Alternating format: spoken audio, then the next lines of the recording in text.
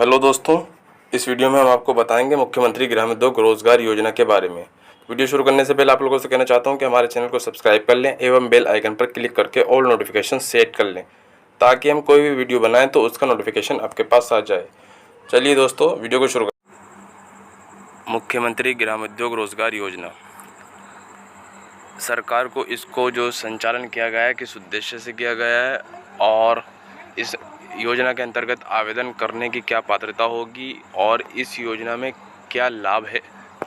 तो दोस्तों, वीडियो से बने रहें, वीडियो को पूरा देखें। जैसे कि देखिए, आप लोगों की स्क्रीन पे भी आ रहा है, लेकिन मैं इसको आपको पढ़ने के बाद उसको समझाने की कोशिश करूँगा और उसके बावजूद अगर आपके मन में वीडियो से रिलेटेड कोई सवाल हो तो आप मुझसे कमेंट बॉक्स में पूछ सकते हैं। तो दोस्तों, सबसे पहले देखिए, शुरू करते हैं यहाँ से। उत्तर प्रदेश खादी तथा ग्रामोद्योग बोर्ड, यानी कि इसमें साफ स्पष्ट कर दिया शुरू में ही कि ये जो योजना है खादी तथा ग्रामोद्योग बोर्ड जो है उसके माध्यम से चलाई जा रही है। किसी अन्य विभाग में जाने की ज़रूरत नहीं है। खादी तथा ग्रामोद्योग बोर्ड की व्यक्तिगत उद्यमियों को बैंकों से वित्त पोषण उपलब्ध कराने की मुख्यमंत्री ग्रामोद्योग रोजगार योजना। उसके बाद इसका उद्देश्य क्या है? ग्रामीण क्षेत्रों में बढ़ती बेरोजगारी का समाधान करने, ग्रामीण शिक्षितों का शहरों की ओर पलायन को हतोत्साहित करने तथा अधिक से अधिक रोजगार का अवसर गांव में ही उपलब्ध कराने के ध्येय से प्रदेश के ग्रामीण क्षेत्रों के व्यक्तिगत उद्यमियों को पूंजीगत ऋण रुपये 10 लाख रुपये तक की वित्तीय सहायता बैंकों के माध्यम से प्रदान की जाती है। योजना के अंतर्गत सामान्य वर्ग के लाभार्थियों हेतु पूंजीगत ऋण, यानी कि जो आपका टर्म लोन होता है मशीनरी के लिए, जो आप लेते हैं 2 किस्तों में होता है। जब आप किसी भी योजना में आवेदन करते हैं तो उसमें आपको ये दिखाना पड़ता है टर्म लोन से आप क्या करेंगे, कितना टर्म लोन है और कितना वर्किंग कैपिटल, जिसमें आप रॉ मटेरियल जो आपके और अन्य व्यय हैं वो। लेकिन ये जो पूंजीगत होता है टर्म लोन, इसमें सिर्फ मशीनरी का विवरण आता है। अधिक ब्याज की धनराशि ब्याज उपादान के रूप में उपलब्ध कराई जाती है। आरक्षित वर्ग के लाभार्थियों को, जैसे कि SC, ST, OBC, माइनॉरिटी और महिलाएं एवं भूतपूर्व सैनिक को पूंजीगत ऋण ब्याज की धनराशि उपादान के रूप में उपलब्ध कराई जाती है। व्यावसायिक बैंकों तथा ग्रामीण बैंकों द्वारा उनके सेवा क्षेत्र के अंतर्गत संबंधित गाँव या ग्रामीण क्षेत्र स्थित हों नियमानुसार ऋण उपलब्ध कराया जाता है। जनपदों में जिलाधिकारी के सीधे नियंत्रण में खादी तथा ग्रामोद्योग विभाग द्वारा क्रियान्वित की जाएगी। तो दोस्तों देखिए, इसमें इन्होंने साफ स्पष्ट कर दिया कि ग्रामीण क्षेत्र के लिए है ये योजना है। अगर कोई शहरी क्षेत्र का व्यक्ति है तो इसमें आवेदन नहीं कर सकता। और जो ये विभाग है ग्रामोद्योग बोर्ड, ये भी ग्रामीण क्षेत्र में जो उद्योग होते हैं उन्हीं से संबंधित विभाग है। इसीलिए इस योजना के अंतर्गत इस योजना को इसी विभाग के माध्यम से जो है संचालन किया गया है। इसमें जो सामान्य वर्ग के व्यक्ति हैं, महिलाओं को छोड़कर जो सामान्य वर्ग के व्यक्ति हैं, उन्हें पूंजीगत ऋण 10 लाख रुपए तक की वित्तीय सहायता और साथ ही साथ उन्हें जो लाभ है वो 4% से अधिक ब्याज की धनराशि ब्याज के उपादान के रूप में उपलब्ध कराई जाएगी। बाकी जो आरक्षित वर्ग हैं उन्हें उनके सेवा क्षेत्र के अंतर्गत संबंधित गांव या ग्रामीण क्षेत्र स्थित हों नियमानुसार ऋण उपलब्ध कराया जाता है। तो सामान्य वर्ग के व्यक्तियों के लिए 4% से अधिक और बाकी जो आरक्षित वर्ग हैं उनके लिए कोई इसमें बाधा नहीं दी गई है, कोई इसके लिए सीमा निर्धारित की गई है। तो दोस्तों, इसके बाद आप इस लाइन में एक ये भी पढ़ा आपने, जनपदों में जिलाधिकारी के सीधे नियंत्रण में, यानी कि जिलाधिकारी जो हैं उनको अध्यक्ष बना रखा है इस योजना का और खादी ग्रामोद्योग विभाग द्वारा ये योजना चलाई जा रही है। आप अगर इस योजना में आवेदन करना चाहते हैं और इस योजना का लाभ लेना चाहते हैं तो आप लोग इसका आवेदन कर सकते हैं। इसका आवेदन पूर्णतः ऑनलाइन है, वो मैं आगे बता रहा हूँ। योजना की अवधि ये योजना इस अधिसूचना के जारी होने की तिथि 5 वर्षों तक लागू रहेगी, यानी कि 5 वर्षों तक ये योजना जो है लागू रहेगी। जिस दिन से ये योजना चालू हुई है, लगभग इसको 2 वर्ष हो चुके हैं और ये 5 वर्षों तक ये योजना लागू रहेगी। तीसरा है कार्य क्षेत्र। उत्तर प्रदेश पंचायत राज अधिनियम के बंदों के अधीन समय समय पर शासन द्वारा ग्रामीण क्षेत्र परिभाषित तथा अखिल भारतीय खादी ग्रामोद्योग आयोग, रिजर्व बैंक ऑफ इंडिया द्वारा समय समय पर परिभाषित ग्रामीण क्षेत्र। यानी कि ग्रामीण क्षेत्र कुछ अभी हैं, लेकिन बाद में समय समय पर, जैसे इस बीच अगर कोई समय समय पर ग्रामीण क्षेत्र में परिवर्तन होता है या उसका परिभाषित उसमें किया जा रहा है, तो वो ग्रामीण क्षेत्र में लाभ ले सकता है। लेकिन परिभाषित होने के बाद अगर कोई क्षेत्र ऐसा है जो बिल्कुल ग्रामीण क्षेत्र है लेकिन शहर से सटा हुआ क्षेत्र है और लेकिन अभी उसको ग्रामीण क्षेत्र का दर्जा नहीं प्राप्त हुआ है, तो वो आवेदन नहीं कर पाएगा। पूर्णतः ग्रामीण क्षेत्र के व्यक्ति ही इस योजना के अंतर्गत आवेदन कर सकते हैं। इसके बाद 14 पॉइंट इन्होंने दे रखा है, इस योजना के अंतर्गत मुख्य रूप से निम्नलिखित वरीयता क्रम में उद्यमियों को लाभान्वित किया जाएगा। मतलब ये आपके सामने कुछ इन्होंने देखिए लगभग 7 पॉइंट दे रखे हैं। तो इस प्रकार के जो व्यक्ति हैं उन्हें वरीयता के आधार पर इस योजना के अंतर्गत लाभान्वित किया जाएगा। तो वो कौन से व्यक्ति हैं, आइए पढ़ लेते हैं और समझ लेते हैं। ITI व पॉलिटेक्निक संस्थाओं से तकनीकी प्रशिक्षण प्राप्त बेरोजगार नवयुवकों नव युवतियों को योजना में प्राथमिकता दी जाएगी। मतलब ITI से या किसी पॉलिटेक्निक से किसी ने तकनीकी प्रशिक्षण प्राप्त किया है और वो बेरोज़गार है, चाहे वो युवक हों चाहे वो युवतियाँ हों, तो उन युवक युवतियों को इस योजना के अंतर्गत प्राथमिकता दी जाएगी। ऐसे नवयुवक और नवयुवतियों के लिए ये एक सुनहरा मौका है कि बहुत सारे ऐसे छात्र छात्राएं हैं जिन लोगों ने ITI, किसी ने पॉलिटेक्निक से प्रशिक्षण प्राप्त कर रखे हैं तकनीकी, लेकिन वो बेरोज़गार हैं। तो उन लोगों के लिए भी ये अच्छा मौका है कि वो इस योजना के अंतर्गत लाभ प्राप्त कर सकते हैं। अगला, शिक्षित बेरोज़गार नवयुवक जिनकी सरकारी सेवा की आयु समाप्त हो गई हो। यानी कि सरकारी नौकरी के लिए आजकल जो समय सीमा है लगभग 25, बहुत से बहुत 30, लेकिन बहुत सारे व्यक्ति ऐसे हैं जो शिक्षित हैं लेकिन नौकरी ना मिल पाने की वजह से उनकी आयु भी जो है काफ़ी हो गई है, जिसकी वजह से उन्हें ये लाभ नहीं मिल पाएगा। तो इसलिए उन लोगों को भी इसमें वरीयता दी जाएगी, वो लोग भी इसमें आवेदन कर सकते हैं। तीसरा है SGSY तथा शासन की अन्य योजनाओं के अंतर्गत प्रशिक्षित अभ्यर्थी। किसी भी सरकारी योजना के अंतर्गत किसी ने अगर कोई प्रशिक्षण प्राप्त किया है तो वो इस योजना के अंतर्गत आवेदन कर सकता है, उससे भी वरीयता दी जाएगी। और चौथा है परंपरागत कारीगरी। यानी कि परंपरागत कारीगरी का मतलब ये है कि जो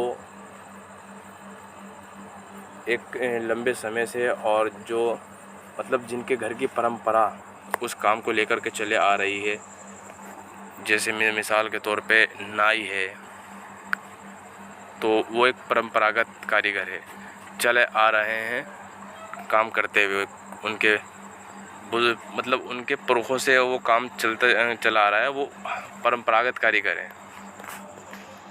दूसरा है स्वतः रोज़गार में रुचि रखने वाली महिलाएं। मतलब कुछ ऐसी महिलाएं जो अपना खुद का रोज़गार करना चाहती हैं और उन्हें रुचि है लेकिन कोई ऐसा संसाधन नहीं है जिसकी वजह से वो अपना रोज़गार चालू कर सकें। तो ये उन महिलाओं के लिए भी बहुत अच्छी स्कीम है कि जो महिलाएं अपना खुद का काम करना चाहती हैं तो वो आवेदन कर सकती हैं। अगला है व्यावसायिक शिक्षा 10+12 के अंतर्गत ग्रामोद्योग विषय लेकर उत्तीर्ण अभ्यर्थी।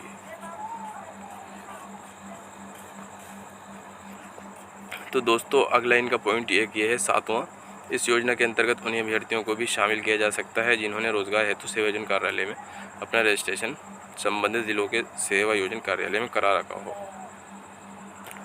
तो दोस्तों बहुत सारे ऐसे नवयुवक हैं, उन्होंने नौकरी की आस में अपने रजिस्ट्रेशन जो है ज़िला सेवा योजना कार्यालय में करा रखे हैं, तो उन लोगों को भी वरीयता दी जाएगी। इसलिए अगर ऐसे व्यक्ति हैं जिन्हें अभी तक नौकरी नहीं मिल पाई है और उन्होंने अपना सेवा योजना कार्यालय में रजिस्ट्रेशन करा रखा है, तो वे लोग भी इस योजना के अंतर्गत आवेदन करने के लिए पात्र होंगे। लाभार्थी का चयन किस प्रकार होगा दोस्तों, ये भी समझ लें आप। लाभार्थियों का चयन उत्तर प्रदेश खादी तथा ग्रामोद्योग बोर्ड शासन द्वारा समय समय पर गठित चयन समिति द्वारा या जिले स्तर पर अन्य राज्य प्रोनिधानित योजना योजनाओं हेतु जिला अधिकारी, मुख्य विकास अधिकारी, परगना अधिकारी की अध्यक्षता में गठित समिति द्वारा चयनित उद्यमी ही इस योजना के पात्र होते हैं। मतलब जैसा कि मैंने ये आपको ऊपर से यहाँ तक बताया कि पात्र होते हैं, इसमें जिस भी विभाग का और जिन भी अधिकारियों का मैंने नाम दिया, समय समय पर एक समिति का गठन किया जाता है। उस समिति द्वारा जो है चयनित किया जाता है अभ्यर्थियों को। जो चयनित अभ्यर्थी होंगे वही इस योजना के पात्र होंगे। प्रत्येक दशा में यह सुनिश्चित करना आवश्यक है कि उद्यमी को ऋण लेने से पूर्व वांछित प्रशिक्षण प्राप्त हो। और जैसा कि ऊपर बताया उन्होंने कि प्रशिक्षण प्राप्त होना अनिवार्य है। अभ्यर्थी जो भी इसमें आवेदन करना चाहता है वो प्रशिक्षित हो, किसी भी योजना के अंतर्गत उसने प्रशिक्षण प्राप्त किया हो सरकारी योजना में, एवं उसके पास अंशदान उपलब्ध हो। जो स्वयं का अंशदान इसमें लगेगा वो उसके पास अपने पास उपलब्ध होना चाहिए, ताकि जब बैंक द्वारा उसका ऋण सैंक्शन हो तो उसका जब स्वयं अंशदान का अपना उसमें लगाने का आए तो वो अपना अंशदान जो है आसानी से लगा सके। लगाएगा तब उसके पास उपलब्ध होगा। तो इसलिए स्वयं का अंशदान होना उपलब्ध ज़रूरी है। अंशदान कितना लगेगा वो आगे चलते हैं उसमें आपको बताएंगे। तथा ये मूल रूप से ग्राम का निवासी हो अथवा ग्रामीण क्षेत्र में अपना उद्योग लगाना चाहता हो। जैसा कि मैंने बताया कि ग्रामीण क्षेत्र के व्यक्तियों के लिए ही ये योजना है और अपना ग्रामीण क्षेत्र में ही उद्योग लगाना चाहते हैं, ताकि जो बेरोज़गार और नवयुवक हैं वो भी अपना रोज़गार स्थापित करें, और जो गैर तकनीकी व्यक्ति हैं और अपना रोज़गार स्थापित करने में सक्षम नहीं हैं तो वो जो उनके शिक्षित युवक हैं जो रोज़गार वहाँ पे लगा रहे हैं, अपना उद्योग लगा रहे हैं, वहाँ पे वो रोज़गार प्राप्त कर सकते हैं। उससे उन लोगों को बेनिफिट ये होगा कि उनके अपने ग्रामीण क्षेत्र में रोज़गार मुहैया उनको हो जाएगा और वो दूसरी जगह पलायन करने से रुकेंगे। अगला है लाभार्थियों के चयन के मापदंड। तो दोस्तों लाभार्थी की आयु 18 वर्ष से कम नहीं होनी चाहिए और ज़्यादा जो है 50 वर्ष से अधिक ना हो। यानी कि इसमें इन्होंने जो है मिनिमम मैक्सिमम दोनों सीमा निर्धारित कर दी गई हैं। कम से कम 18 होना चाहिए, अधिक से अधिक 50 वर्ष। इससे एक दिन ना ऊपर ना एक दिन 18 से पीछे। उसके बाद 50% अनुसूचित जाति तथा जनजाति पिछड़ी जाति के लाभार्थी इसमें होंगे। यानी कि जो आरक्षित वर्ग हैं SC, ST, OBC के जो भी लाभार्थी होंगे इस योजना के अंतर्गत 50% उन्हें इसमें लाभ प्राप्त कराया जाएगा। के बाद अगला देख लिए, स्थानीय कच्चे माल की उपलब्धता का आंकलन करके चयनित व्यक्तियों के लिए ग्राम उद्योग इकाई निर्धारित की जाती है। मतलब स्थानीय कच्चे माल की उपलब्धता का आंकलन करके जो भी उद्योग लगाना चाहता है उसका आंकलन करने के बाद देखते हैं कि यार कच्चा माल मतलब इसको आसानी से वहाँ मिल सकता है, उपलब्ध हो सकता है। उसका आंकलन वगैरह लगाने के बाद उसकी इकाई जो है निर्धारित की जाती है। अगला है, स्थानीय उपभोक्ताओं की दैनिक आवश्यकताओं की वस्तुओं के उत्पादन करने संबंधी इकाइयाँ स्थापित करने में वरीयता दी जाएगी। मतलब स्थानीय जो उपभोक्ता हैं उनकी दैनिक आवश्यकताओं यानी कि जो रोज़मर्रा जो दिन प्रतिदिन के इस्तेमाल की वस्तुएं हैं उनके उत्पादन करने संबंधी इकाइयाँ स्थापित करने में वरीयता दी जाएगी। अगला है इसमें ऋण सीमा कि इसमें कितना ऋण मिलेगा। ऊपर बता ही दिया मैंने 10 लाख, लेकिन इसमें देखिए पूरा इसमें आप एक बार और समझ लें। इस योजना के अंतर्गत सभी पात्र उद्यमियों को सावधि ऋण ऑब्लिक कार्यशील पूंजी सम्मिलित करते हुए रुपये 10 लाख तक के बैंक पर ब्याज उपादान देय होता है। यानी कि सावधि ऋण कार्यशील वही रॉ मटेरियल वगैरह आ गया, और टर्म लोन आपका जो भी होगा वो होगा। टोटल जो है 10 लाख रुपए तक के बैंक ऋण, मतलब इसकी जो सीमा है वो 10 लाख रुपए तक की है, 10 लाख से अधिक तक की नहीं है। 10 लाख से अगर आप अधिक योजना का आवेदन करना चाहते हैं तो उस पर और बहुत सारी सरकारी योजनाएं हैं जिन पर हमने अपनी वीडियो बना रखी है, तो आप वो हमारे प्लेलिस्ट में जा कर के वीडियो देख सकते हैं और उन योजनाओं का लाभ लेना चाहते हैं तो आप लाभ प्राप्त कर सकते हैं। इस योजना के अंतर्गत 10 लाख रुपये तक का ही ऋण बैंक पर ब्याज उपादान देय होता है। उसके बाद है इनका सामान्य वर्ग के उद्यमियों द्वारा प्रोजेक्ट लागत का 10% अंशदान जो मैंने बताया था कि नीचे आएगा, देखिए इन्होंने दिखा दिया हमें। जो सामान्य वर्ग का व्यक्ति है उसे जो है 10% अपना स्वयं का अंशदान लगाना है। मिसाल के तौर पर 10 लाख का ऋण लेता है तो 10 लाख का हो गया आपका 1 लाख रुपए, यानी कि 1 लाख रुपए वो लगाएगा और बाकी जो 9 लाख है वो बैंक देगी। और जो आरक्षित वर्ग हैं, SC ST, महिला, विकलांग, अल्पसंख्यक, भूतपूर्व सैनिक, उन्हें जो अपना प्रोजेक्ट लागत का अंशदान लगाना है वो 5%। अगला है जमानत ऑब्लिक अंशदान, प्रतिभूति एवं मार्जिन मनी। भारतीय रिजर्व बैंक द्वारा समय समय पर जारी निर्देशानुसार मार्जिन मनी ऑब्लिक जमानत व प्रतिभूति की शर्त लागू होती है। जमानत की राशि ₹10 लाख के ऋण हेतु भारतीय रिजर्व बैंक द्वारा बंधक मुक्त है, यानी कि 10 लाख रुपए के लिए कोई किसी को किसी प्रकार की प्रॉपर्टी गारंटी देने की आवश्यकता नहीं है। ये सरकारी योजना है, इसमें स्पष्ट निर्देश हैं कि 10 लाख रुपए तक के ऋण पर कोई किसी भी तरह की गारंटी की आवश्यकता नहीं है। मतलब प्रॉपर्टी जो गारंटी मांगते हैं बैंक, आप प्रॉपर्टी अपनी रखें यहाँ पे, हम उसे बंधक करेंगे, ऐसा कुछ नहीं है। उसके बाद देखिए अगला है पुनर्वित्त। इस योजना के अंतर्गत सम्मिलित की गई योजनाओं में जिसमें सावधि ऋण एवं कार्यशील पूंजी दोनों मदों हेतु बैंकों द्वारा ऋण दिए जाएंगे, पर राष्ट्रीय कृषि एवं ग्रामीण विकास बैंक व लघु उद्योग विकास बैंक द्वारा पुनर्वित्त दिया जाएगा, जिसकी सूचना समय समय पर इनके द्वारा बैंक को भी प्रेषित की जाएगी। इस योजना के अंतर्गत वही जो चीज़ मैंने पहले आपको बताई थी, टर्म लोन और वर्किंग कैपिटल दोनों के लिए जो है ऋण दिए जाएंगे, और बैंक जो हैं वो इन्होंने इसमें बता दी हैं, राष्ट्रीय कृषि एवं ग्रामीण विकास बैंक व लघु उद्योग विकास बैंक द्वारा पुनर्वित्त दिया जाएगा, जिसकी सूचना समय समय पर इनका द्वारा बैंक को प्रेषित की जाएगी। सूचना ग्राम उद्योग विभाग द्वारा जो है बैंकों को समय समय पर दी जाएगी। अगला है ब्याज उपादान पात्रता प्रमाण पत्र। इस योजना के अंतर्गत बैंक ऋण स्वीकृति पर ब्याज उपादान दिए जाने हेतु पात्रता प्रमाण पत्र जिला ग्राम उद्योग अधिकारी द्वारा जारी किया जाएगा तथा निवेदनीकरण भी संबंधित जिला ग्राम उद्योग अधिकारी द्वारा जारी किया जाएगा। प्रमाण पत्र का प्रारूप परिशिष्ट का पर संलग्न।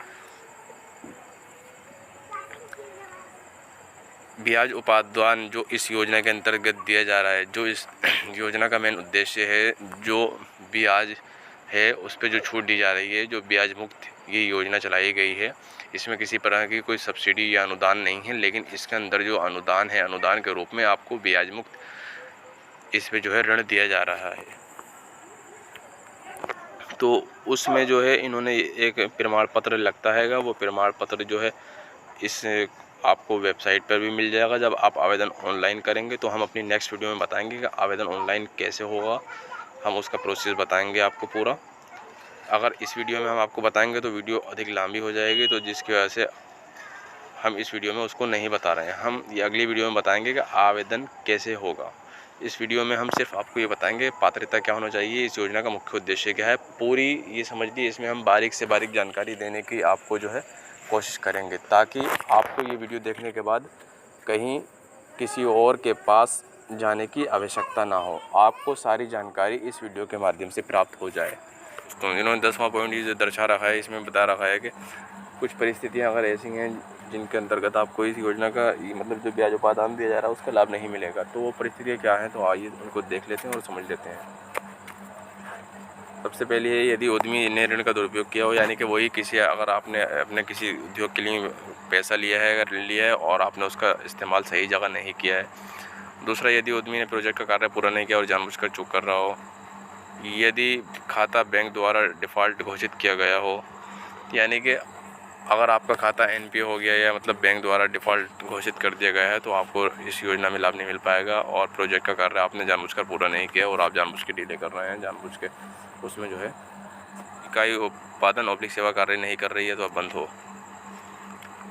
देखिए इन्होंने इसमें ये भी स्पष्ट कर दिया गया कि इकाई अगर है जैसे उत्पादन करती है या सेवा क्षेत्र से संबंधित है जो भी है, और अगर वो उत्पादन या अपना सेवा कार्य नहीं कर रही है या बंद है, तो उस स्थिति में भी उसको इस योजना का लाभ नहीं मिल पाएगा। और देखिए नोट इन्होंने दे रखा है, किसी भी आपदा या असामयिक दुर्घटना के कारण अगर होता है तो उसका एक संयुक्त रूप से जो है बैंक शाखा का और ग्राम उद्योग अधिकारी द्वारा निरीक्षण किया जाएगा, और निरीक्षण करने के बाद जो भी निर्णय लेंगे वो मुख्यालय भेजेंगे। मुख्यालय जो भी निर्णय उस पर लेगा वो इनको वापस उसका जवाब भेजेगा। इसके बाद देखिए अतिरिक्त कार्यशील पूंजी उपलब्ध कराना। कार्यशाला हो गया लेकिन कार्यशील पूंजी उपलब्ध कराना। यदि इकाई द्वारा कोई बड़ा आपूर्ति आदेश निर्यात का आदेश प्राप्त होता है जिसके लिए अतिरिक्त कार्यशील पूंजी की आवश्यकता है तो ऋण दाता बैंक को अतिरिक्त कार्यशील पूंजी सीसी लिमिट बढ़ाने पर विचार करना होगा। मतलब जैसे अगर कोई व्यक्ति उद्योग चला रहा है और उसको सीसी की अधिक आवश्यकता है, रॉ मटेरियल की अधिक आवश्यकता है और वो अपना बढ़ाना चाहता है तो बैंक से बातचीत करने के उपरांत बैंक उस पर विचार कर सकता है। विचार उपरांत वो आपकी जो है सीसी बढ़ा सकता है। अगला है जागरूकता प्रशिक्षण शिविर। मुख्यमंत्री ग्रामोद्योग रोजगार योजना के अंतर्गत लाभार्थियों को आकर्षित करने तथा ग्रामीण क्षेत्र के जनमानस को योजना की जानकारी उपलब्ध कराने के उद्देश्य से जागरूकता प्रशिक्षण शिविरों के ब्लॉक स्तर पर आयोजन हेतु ब्याज प्रदान हेतु शासन से स्वीकृत धनराशि का 1% धनराशि का प्राविधान है। समय समय पर इसके शिविर चलाए जाते हैंगे और ताकि योजना का अधिक से अधिक प्रचार प्रसार हो और अधिक से अधिक ग्रामीण क्षेत्रों में लोगों को इसमें लाभान्वित कराया जाए। योजना का प्रचार प्रसार वही चीज़ जो मैंने ऊपर बताई वो आई गई है। यहाँ पे टीवी किस माध्यम से होर्डिंग के सार्वजनिक स्थानों पर होर्डिंग योजना की जानकारी हेतु पंफलेट, हैंडल्स, मुद्रण, प्रिंटिंग, रेडियो व टीवी के माध्यम से प्रचार प्रसार हेतु कुल ब्याज उपादान के 1% धनराशि का प्रावधान है। तब इसमें ये दिखा रखा है कि इसमें इतना व्यय का जो है इतना देंगे, इसमें इतना व्यय का जो है प्राविधान दे रखा है इसमें।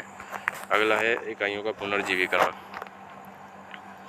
जैसा कि ऊपर जो बताया था मैंने, कोई दैविक आपदा या सामाजिक दुर्घटना के कारण या किसी भी परिस्थिति में इसमें की जिला स्तर पर गठित समिति द्वारा कारणों का आकलन कर इकाई के पुनर्जीवीकरण पर विचार कर पुनः वित्त पोषित किए जाने का निर्णय लिया जाएगा। इसमें नियमानुसार ब्याज उत्पादन देय होगा। यानी कि कोई इकाई ऐसी है किसी परिस्थिति में, इसमें से किसी भी परिस्थिति में बंद हो गई है तो अगर कोई और दूसरा व्यक्ति उससे रिलेटेड, चाहे उसका भाई है जो भी है संबंधी, अगर चलाना चाहता है तो उस पर विचार किया जाएगा, उसको जो है इसमें ब्याज उत्पादन दे होगा।